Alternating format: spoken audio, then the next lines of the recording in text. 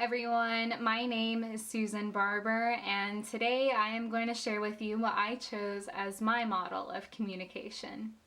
I chose a camera and taking pictures as my model of communication because I feel like there is a lot of encoding and decoding that takes place.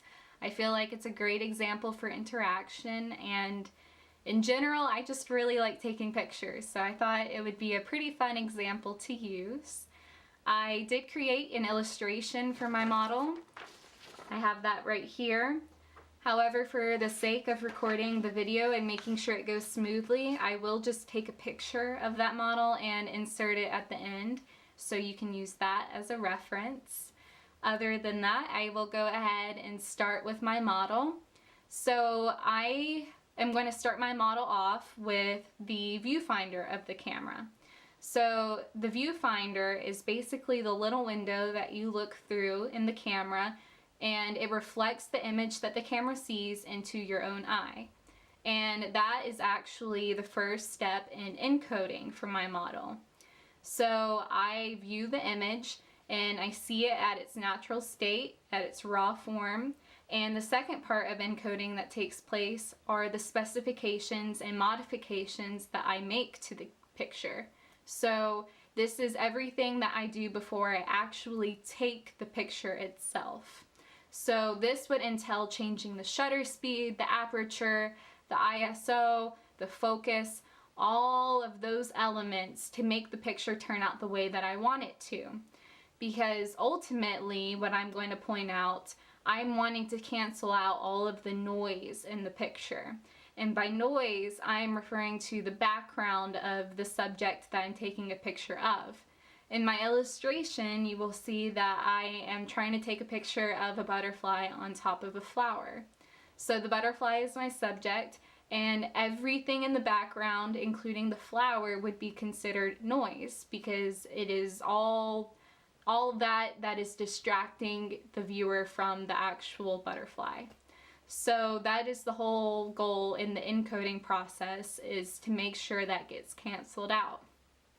So the next step is actually taking the picture, and taking the picture then creates the message channel, or the message that I'm going to be sending to the camera. So that creates and initiates the feedback channel. So if you follow that in my illustration, you will see that that then goes to the camera's side, and that is where the camera decodes all of the specifications that I've made. So the camera internally goes in and modifies all of those specifications and applies it to the image that is currently being taken. And then when you follow the feedback after that, we finally get to the last stage of the whole process, and that is the playback. So the playback is whenever you take a picture, you move the camera away from you, you look at the screen, and your image is displayed with all of the speculations contributed into it. So that is pretty much the overall product that you've just created. And if you were to take it on a Polaroid picture, that would essentially be the camera printing out the picture, and the picture would be the playback. So that really concludes my model. I have the feedback channel going right back up to the very beginning because it's a very cyclical process. At least it is for me, because I know I'm not ever content with just taking one picture. I usually have to take many until I'm finally happy.